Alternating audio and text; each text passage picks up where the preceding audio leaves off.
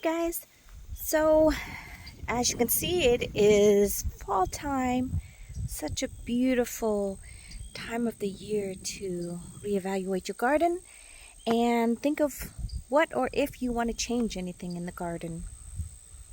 I have planted some mums you can see along here just to bring in some fall color. You can see this bed looks vastly different than what it did in the springtime and in the summertime. I went in and pruned back quite a few things. Left a couple things I still haven't decided yet.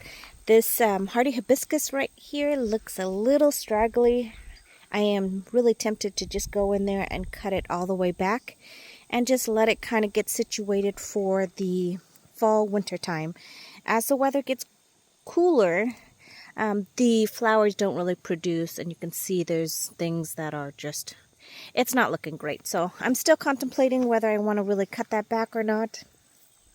Most likely I will cut it back because it does look really straggly. Let me zoom out. A couple things still in play. The Kufia, this is the brand new one for Proven Winter, from Proven Winter, I believe. I got it from a cutting from a friend. You can see it's doing great. Still blooming its head off, so I'm going to just leave it there. The mums over here are doing great. The salvia, these are just cuttings that are transplanted probably 3 weeks ago. They're doing really good. This is the mother plant of the salvia. I had to cut her back. This is the one that flopped over really badly during a lot of the rainstorm we had. And then I went in about 2 weeks ago and transplanted a whole bunch of salvia.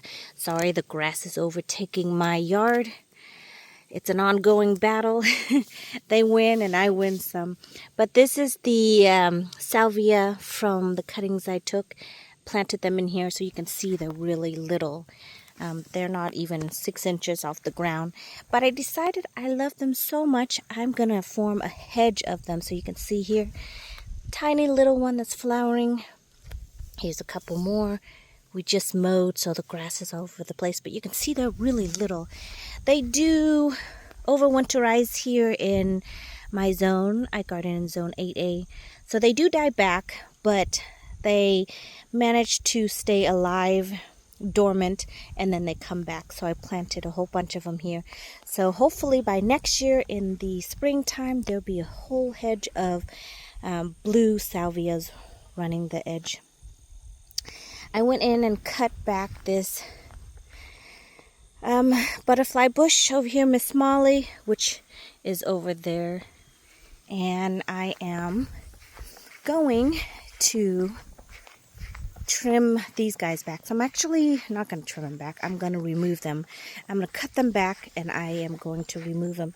This is another Miss Molly. Another Miss Molly here. And another Miss Molly. This is the butterfly bush that I was training into standard. It's been beautiful. It's great. But you can see here, it's really not made to be in the front border. And I had such very few plants. I planted things everywhere. Now that I have more of a luscious garden with lots of cuttings, I can actually remove them. So I'm going to go in, cut them for today's project. And you can see I transplanted some on the back side over here. They're looking great. Now it appears that this one is more of a purple variety. So I must have gotten a cutting somewhere and actually grew. Because you can see here, it's very hard to look at the naked eye. But I think you can kind of see this one's more of a magenta. This one's more of a purple. So I'm going to try to root some more of this one and maybe interplant them so you can tell the difference between the two. Hi, this is Kyoto. Hey, buddy. You want some loving? I know you do because you like to dig in my garden. Kyoto likes to imitate what I'm doing, so when I'm in the garden playing around, guess who follows me? Huh. Hi, buddy. Hi, buddy. Ooh, that's a good spot, huh? That's a good spot. That's a good spot. Good boy. Okay, so I'm going to go in and just cut this back, and then we are going to dig them up. Kufia Vermillionaire, this is an oldie but goodie. I mean, look at it. It is monstrous in the garden, and I honestly need to move it. It's about the same size as the butterfly bush. It's really hard, like I said, to picture plants when you don't get them at maturity, to plant them in the ground, to give it the right size. I like to overplant. It helps to suppress the weeds.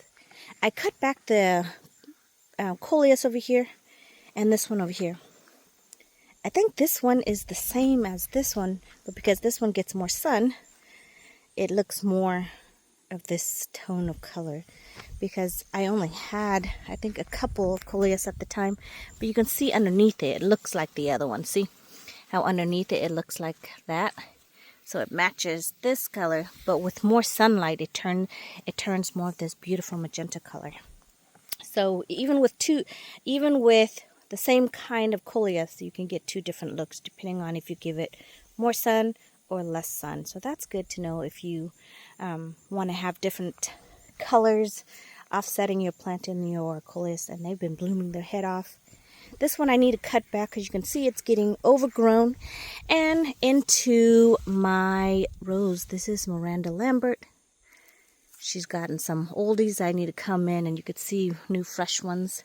And it's taking over this camellia. So I'm going to cut this one back because it's still flowering. It will probably get hit once we go into the 50s. They don't like cold weather. And then I like to plant some of these foxglove that I grew from seeding right along here. I had contemplating over here. I did the same thing. I grew more of the salvia. This one's a little tiny one. You can see here, this one I think I chopped it off when I was weed eating. It's very difficult to have little tiny plants when you're planting them in the ground. But the dogs have been digging into my pots that they've been in. So I'm trying to rescue them and put them into the ground. That way they can get acclimated, get situated, and then eventually they will look like this. This is the mother plant. She is very beautiful, very mature. So eventually I'll have that hedge, if you can imagine, all along this border, creating that blue look in the garden. I think that would be beautiful. This is the low growth variety. I think it only gets to like 12 to 18. This other salvia over here, this one is the one that can get up to 3 feet tall and 3 feet wide. So it's monstrous. This one I probably need to put it into the background a little bit. But back to the project. We're going to start with that and go from there and see where we go. So this is a great time. I could be out in the garden all day and not break a sweat. But we are gardening in Zone 8A in the South Alabama. So you sweat even when it's like 70 degrees. So we're going to go in there and just start the project.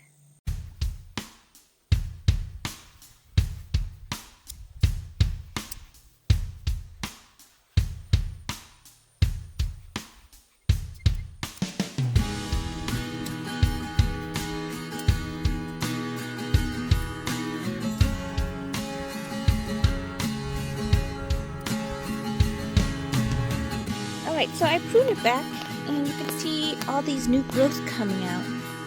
But then if you don't prune it back, you get this old woody stem. And a lot of times it won't grow on the really old age stems. So they tend to just make sure you prune it back every year, just even lightly.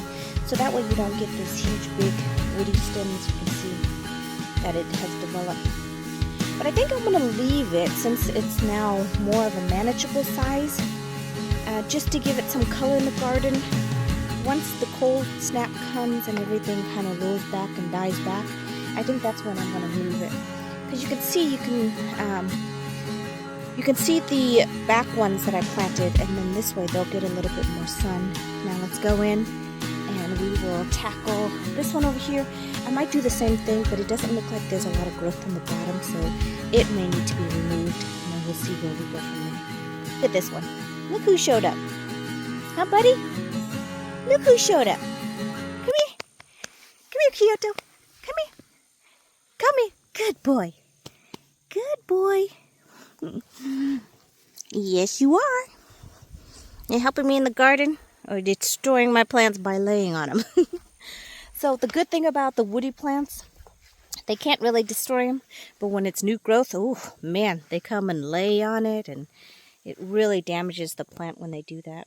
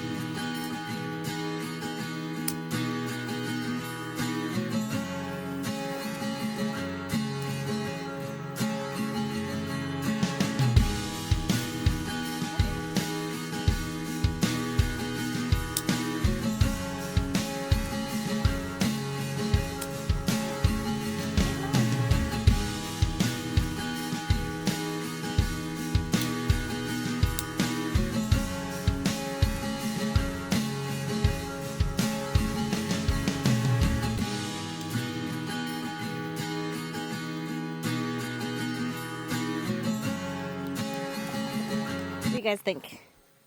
Looks a little straggly, but I think it'll still have some good good color, and then maybe we'll just come back and dig it out. I do need to plant one more right behind it to supplement this one, and I might have already planted one right there, but I think I chopped it off when I weed-eated yesterday, so we'll see. Look, Kyoto, no, no, no. Bad habit to get them in. No, no, no. Come on, Kyoto. Still learning that plants are not chewables. You get them all kinds of toys and they rather chew on your plants. Maybe he thinks he's helping me, but I really shouldn't encourage that, huh? Alright, so let's tackle this one.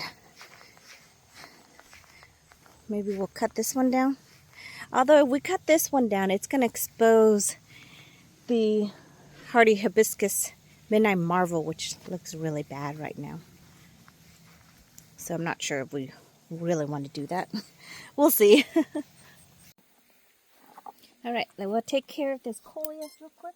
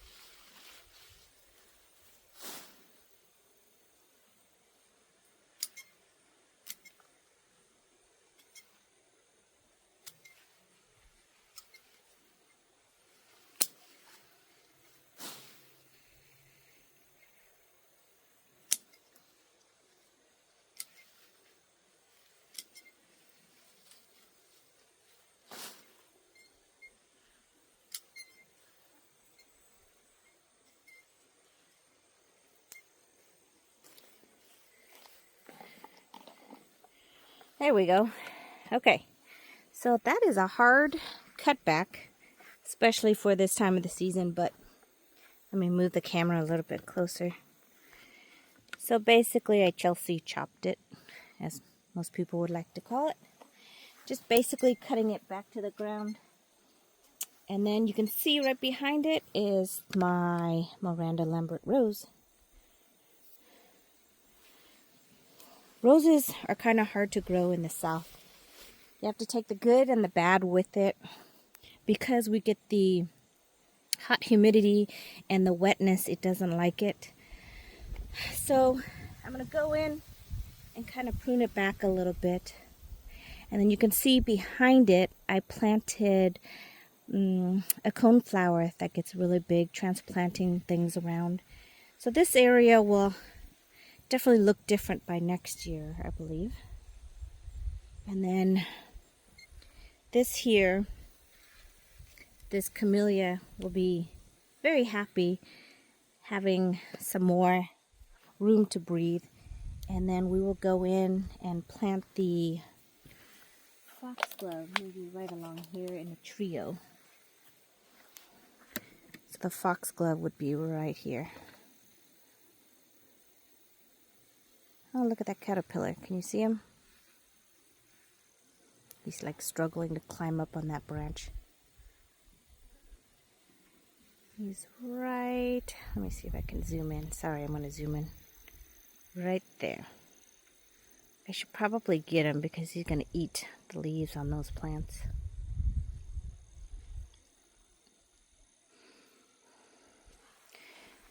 Okay, so you can see how just cutting things back in the fall time, pruning back, just create a little bit more breathable room. Amazing that I have all this space to plant. The only bad thing is I planted bulbs and I never put down flags.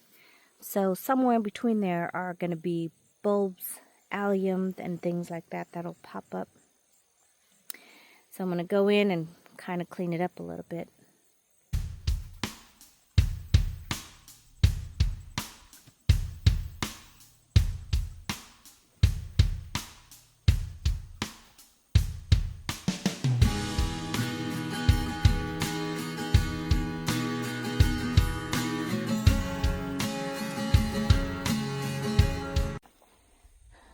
Okay, you guys, I decided to be ambitious and cut back this hardy hibiscus. I got my nifty saw ready to go, and we're going to get started.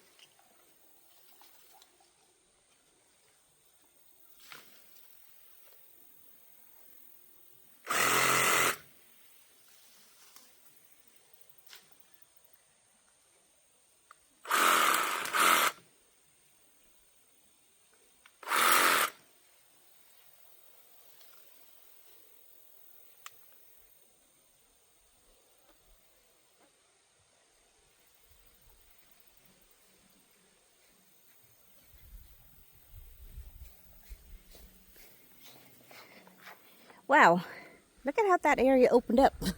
Now I've got a hole over there. The only thing that's bad is I can't really plant anything around there because, as you know, they'll come back next year and it requires that much space to grow. So now I've got a dead spot and my glasses fell while I was over there. Grab my glasses. I was using the glasses to keep the bugs out of my eyes. Okay, so what to do now? I can plant a couple of things around it that will die back or cut back. I'm not sure what to do now with this empty space. But it definitely looks a lot neater. Now I got to go in and weed eat. Otherwise, it'll get bigger than the plants over there. Now, I did have, let me show you. So I have this milkweed here that I had just one plant, and it self-seeded everywhere. Now it's like got a whole bunch of clusters, and I've got babies everywhere. Like here's one here.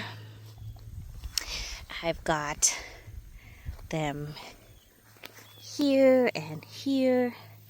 The only good thing about them is that they will die back. So they're not gonna keep coming back, but this new seedlings that they drop will produce new ones. And if you don't like it, you can always go in and pluck them out. You can see here there's a whole bunch of them. These are all new seedlings that just came up this year, because this is the mother plant over here that grew springtime to summertime. Then it flowered, it dropped all those seeds. See, those are seed pods over here. Let me see if I can get close enough.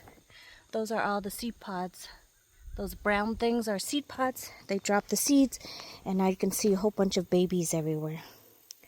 The hummingbirds do love them, and of course, monarch butterflies love them. But they also tend to attract a lot of aphids. But yeah, I think it's better for the aphids to go on the monarch butterfly plant than any other plants in the garden. So you got to have some sacrificial plants, I guess, in the ground. So here's a long straggly one. These are the seed pods that are already dropped. Here's some more seedlings here that will continuously drop. And look at how long and leggy it is. It's like 7 feet tall from there all the way over there. Look at how it stretches. So I'm not sure how you keep them contained, but anywho, they were beautiful when they grew, and the hummingbirds loved them. But you can see they overshadowed everything. This is another one, and they keep sending up new shoots, new flowers, and here's more flowers. And if you cut it back, wherever there's a node, it'll send up new shoots, and then it'll have new flowers. So it's a perpetual thing. If you need lots of plants, I would suggest getting this milkweed. There are other varieties that aren't as prolific as this one is. This one is really, I guess you would call it invasive because you can't really control it, but they died back, so that's always the good thing about them. So we're going to clean that up, and then I guess I'll have to think about what to plant around here or what to do around this area. Any ideas? So opening up a lot of spaces, growing a whole bunch of things. Oh, look at this Miranda Lambert. She flopped over. Isn't she gorgeous? Such beautiful rose. And she gets so tall. And then this is my Eden climber. Look at her. She's climbing up. This is the one that I just got, and I'm hopeful. And I do believe it is the pink variety that I really wanted instead of that white one. And we're going to slowly train it over. So it's getting there. It's about 6 feet now from when I had purchased it. In its gallon-sized bucket, which was like maybe a foot tall. So it has 6 times its size now, because I think it's about 6 feet tall. I'm 5 feet, and it's way above my head up here. So looking forward to that. And yeah, just a lot of gardening maintenance. Thank you so much for watching, you guys. I hope you are having a blessed weekend, and I will see you in the next video. Goodbye, everyone.